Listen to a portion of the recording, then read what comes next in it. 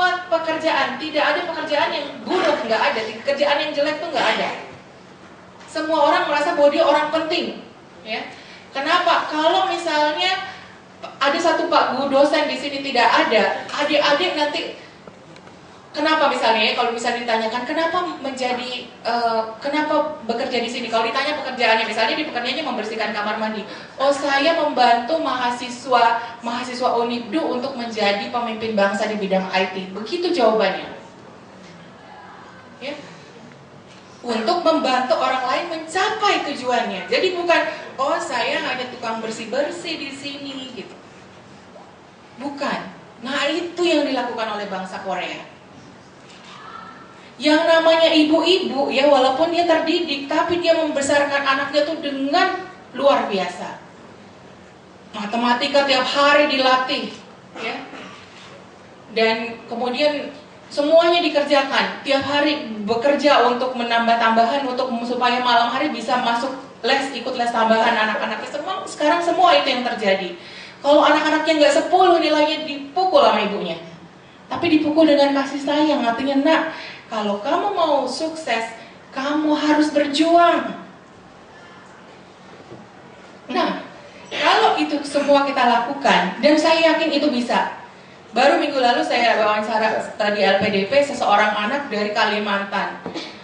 Ibunya membantu rumah tangga, kedua bapaknya membuat bangunan, kulit bangunan. Bahasa Inggrisnya, Masya Allah, Alhamdulillah itu subhanallah luar biasa banget. Dan dia tuh bisa cerita, oh ibu saya mau menjadi pemimpin di bidang interreligious study. Saya akan, kalau kita dengar ceritanya itu saya sampai ada ya yang seperti ini gitu loh. Dia tahu dia mau ngapain. Dan semua orang di bidang apapun itu bisa menjadi pemimpin-pemimpin seperti itu. Wah, itu semua pengujinya langsung kasih nilai besar semua, pasti yakin dan disarankan untuk dapat presidential scholarship. Dia bisa ditemukan oleh waktu mulai di SMA di Kalimantan, dia akhirnya masuk Universitas Presiden, itu beasiswa itu masih banyak ke atas, sampai ke atas ada semua. Tapi harus punya cita-cita dan tahu dan bisa membedakan kita dengan orang lain. Ya. Nah, itu di sini adik-adik di sini punya yang disebut dengan itu, karena dengan masuk ke pesantren di sini, ini nginep semua di pesantren. Nggak boleh di luar ya. Itu dengan masuk ke lingkungan sini, adik-adik sudah punya nilai plus karena pendidikannya sudah berdasarkan pendidikan agama. Ya. Nah, kita punya perbedaan dengan orang lain. Nah, itu bagaimana supaya melalui itu kita bisa menjadi tadi yang disebut dengan pemenang. Itu pemenang, sekali lagi pemenang itu bukan mengalahkan orang lain, tapi mengalahkan diri kita sendiri. Artinya apa?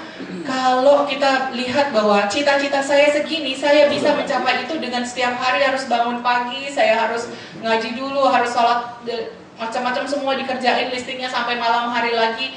Dalam seminggu apa yang dihasilkan, dalam setahun apa yang dihasilkan, insya Allah itu akan bisa dicapai semuanya. Dan betul yang tadi dibilang Indonesia emas itu akan bisa tercapai, karena semua orangnya bangun, nggak tidur-tiduran gitu ya, nggak santai-santai gitu.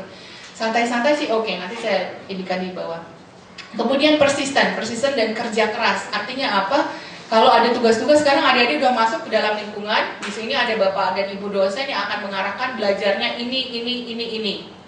Kalau untuk mencapai kompetensi ini, maka adik-adik harus belajar ini dengan baik. Udah bisa ini, maka bisa mencapai ini, Namanya kurikulum.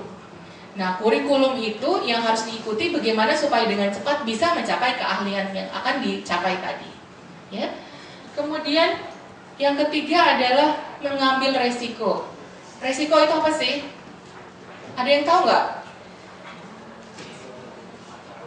Ya, yang pakai dasi depan, di belakang Pak dosen, yang pakai kacamata. Ya, resiko itu apa, Dek? Silakan. Menurut Anda aja, definisi resiko itu apa? Ya.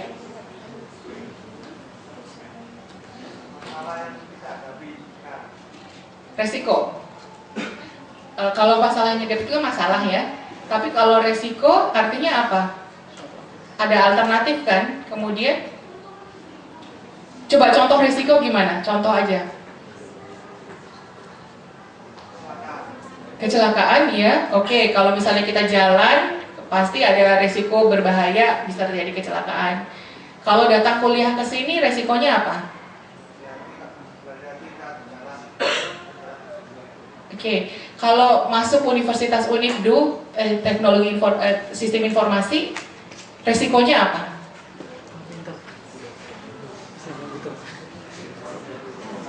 Harus belajar kan? Iya, itu termasuk resiko karena apa? Nggak mungkin nggak belajar, hanya dilalui dengan biasa-biasa saja, tapi tidak mengikuti dan belajar. Ya, oke, baik. Jadi mengambil resiko ini juga mengambil pilihan. Jadi misalnya ini diajak teman, ada dua pilihan.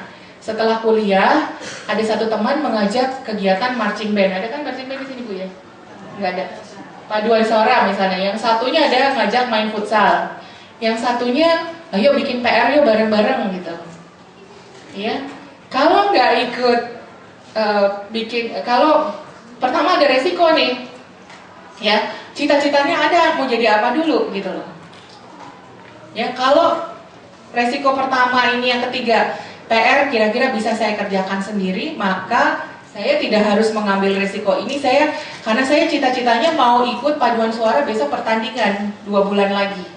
Jadi, Anda harus mengambil risiko, PR dikerjakan sendiri. Ya, PR karena Anda bisa gitu. Atau nanti Anda udah membuat alternatif bagaimana caranya untuk mengatasi masalah. Tapi Anda harus punya prioritas dulu, apa yang ingin dicapai. Ya. Kemudian kerja dan bermain itu seimbang. Ya, artinya apa? Kita diharapkan menjadi generasi yang kreatif. Nah, kerja dan bermain itu harus dilaksanakan. Jangan semua kerja terus saja, tapi juga fun, wonder, and living your dream, katanya Randy Foss. Oke, pertama tadi passion ya, yang dibicarakan pertama. Kalau kita punya dinding yang harus kita lompati, itu pasti ada alasan kenapa ada dinding itu.